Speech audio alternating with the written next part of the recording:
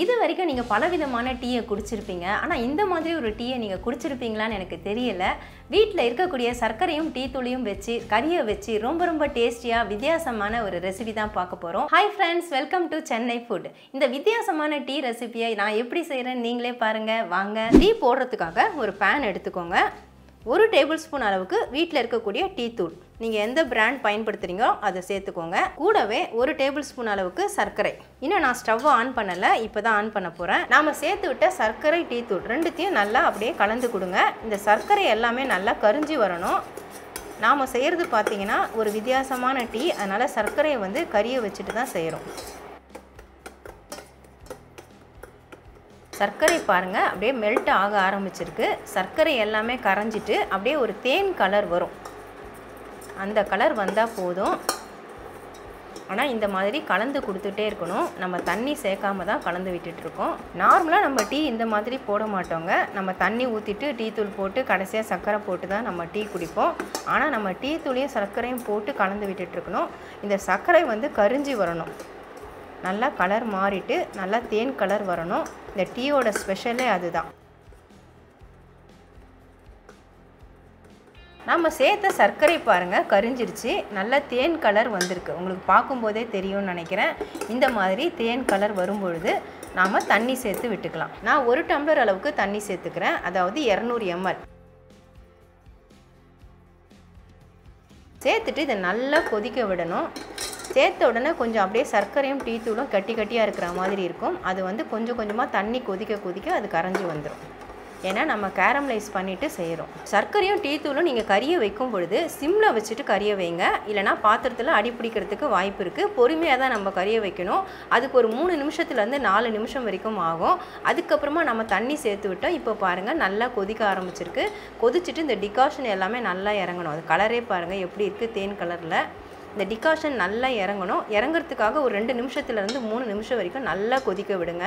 இப்போ ஒரு 3 நிமிஷம் போல் நல்லா கொதிச்சிருக்குதுங்க. நம்ம முன்னே பார்த்ததுக்கும் இப்போ பார்த்ததுக்கும் பாருங்கள் டிகாஷன் நல்லா இறங்கிட்டு இருக்குது. இந்த சமயத்தில் நம்ம இதெல்லாம் சேர்த்துக்கலாம். நான் 1 துண்டு பட்டை எடுத்திருக்கேன், அதை சேர்த்துக்கிறேன். 2 ஏலக்காவை இது மாதிரி பலந்து வச்சுருக்கேன், அதையும் சேர்த்துக்கிறேன். பிரித்து போடணுன்னு அவசியம் இல்லை, தேவைன்னா பிரித்து போட்டுக்கோங்க. கூடவே 2 கிராம்பு அதையும் போட்டுக்கோங்க. ரொம்ப டேஸ்ட்டாக இருக்கும். 1/2 இன்ச் அளவுக்கு இஞ்சி தோல் சீவிட்டு லேசாக இடித்து வச்சுருக்கேன், அதையும் போட்டுறேன். போட்டுட்டு நல்லா கலந்து விடுங்க. மறுபடியும் ஒரு 2-3 நிமிஷம் நல்லா கொதிக்கணும். டிகாஷன் நல்லா இறங்கணுங்க. எல்லாமே நம்ம சேர்த்த பொருளெல்லாம் சேர்ந்து இறங்கும் பொழுது டேஸ்ட்டாக இருக்கும். ரொம்ப டேஸ்ட்டாக இருக்கும் இந்த டீ. இப்போ ஒரு 2-3 நிமிஷமாக நல்லாவே கொதிச்சிட்ருக்குதுங்க. இந்த டீ பார்த்திங்கன்னா நான் 2 பேருக்கு தயார் பண்ணுறேன். இப்போ இந்த அளவுக்கு நல்லாவே தண்ணியும் நல்லா சுண்டி நமக்கு டிகாஷன் இறங்கி வந்திருக்குது. இந்த சமயத்தில் நம்ம பால் சேர்த்துக்கலாம். 1 டம்ளர் அளவுக்கு நான் பால் சேர்த்துக்கிறேன்.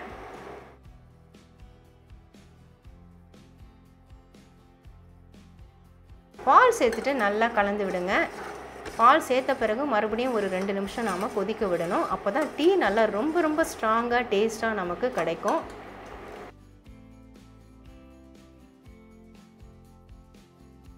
இந்த டீயை நல்லா பொங்குற அளவுக்கு நல்லா கொதிக்க விடணுங்க. ஒரு 2-3 தடவை ஹையில் வைங்க, மறுபடியும் சிம்மில் வைங்க.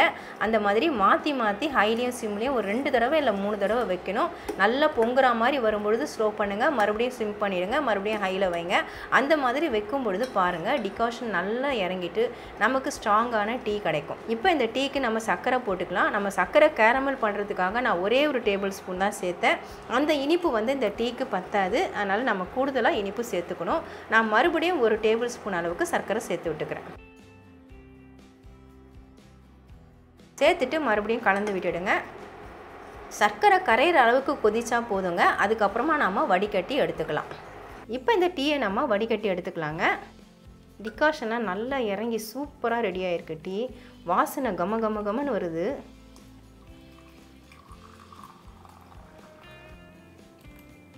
அவ்வளவுதான் ஃப்ரெண்ட்ஸ், மணக்க அருமையான டேஸ்டியான கேரமல் டீ தயாராகிடுச்சு. ரெஸ்டாரண்ட்டில் கிடைக்கக்கூடிய அதே டேஸ்ட்டில் தயாராகிருக்கு. இப்போ இந்த டீயை டேஸ்ட் பார்த்துடலாம்.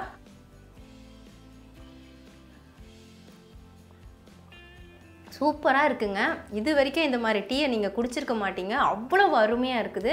ரொம்ப ரொம்ப டேஸ்டியாக இருக்குங்க. ரெஸ்டாரண்ட்டில் மட்டுமே கிடைக்கக்கூடிய இந்த டீயை நம்ம வீட்டிலே ரொம்ப சுலபமாக செஞ்சிடலாங்க. அருமையாக இருக்குது. கண்டிப்பாக நீங்கள் ட்ரை பண்ணி பாருங்கள். எப்படி இருந்தது எனக்கு கமெண்ட் பண்ணுங்கள். இதோட இந்த வீடியோவை நான் முடிச்சுக்கிறேன். மறுபடியும் இன்னொரு வீடியோவில் உங்களை சந்திக்கிறேன். Bye guys. Bye bye.